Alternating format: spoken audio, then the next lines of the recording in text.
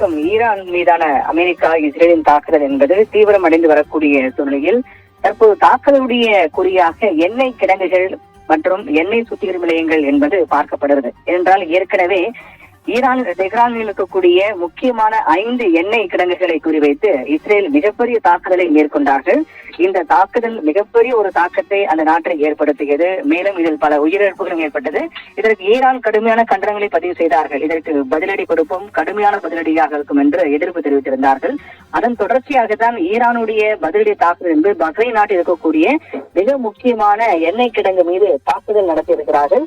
Bahrain நாட்டில் இருக்கக்கூடிய பாம்கோ என்ற எண்ணெய் சுத்திகரிப்பு நிலையம் மீதான தாக்குதல் என்பது ஈரான் நடத்தியிருக்கிறார். ஏவுகணை மூலமாக இந்த தாக்குதல் நடத்தப்பட்டிருக்கிறது. இதனால் இந்த தாக்குதலில் எண்ணெய் கிடங்கு முழுவதுமாக சேதமடைந்து பற்றி எரிந்து புகை விண்ணை முட்டும் அளவுக்கு மிகப்பெரிய ஒரு பாதிப்பையும் தாக்கத்தையும் அந்த பகுதியில் ஏற்படுத்தியிருக்கிறது.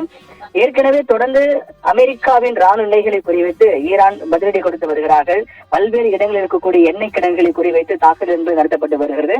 மிக முக்கியமாக இந்த போரின் மிக முக்கிய கட்டமாக பார்க்கப்படக்கூடியது என்றால் எண்ணெய் கிடங்கு மீதான தாக்குதல் என்பது அந்த நாட்டிற்கு மிகப்பெரிய ஒரு தாக்கத்தையும் மிகப்பெரிய ஒரு பாதிப்பையும் ஏற்படுத்தும். அதன் அடிப்படையில் தான் எண்ணெய் கிடங்குகள் தற்போது போரின் குறியாக மாறி இருப்பதை பார்க்கின்றோம்.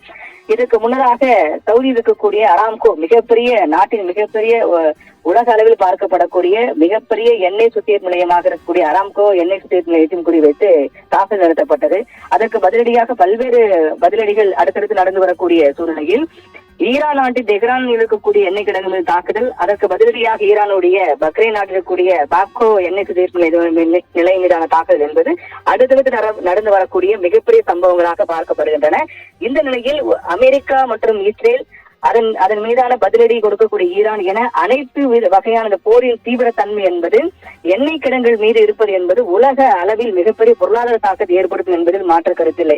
ஏற்கனவே இந்தியாவை பொறுத்தவரையில் கச்சா எண்ணெய் இறக்குமதி என்பது 90 விழுக்காடு வெளிநாடுகளிலிருந்து தான் கொண்டு வரப்படுகிறது.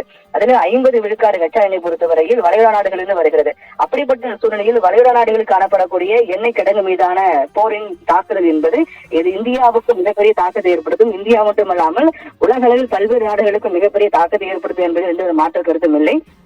அந்த அடிப்படையில் தற்போது இந்த 3 நாடுகளையும் கடந்து வளைகுடா நாடுகளையும் கடந்து உலக அளவிலான பெரிய பொருளாதார நெருக்கடியை ஏற்படுத்தக்கூடிய ஒரு பாதையை நோக்கி இந்த போர் சென்று கொண்டிருப்பதுதான் இந்த தாக்குதல் என்பது காண்பிக்கின்றது.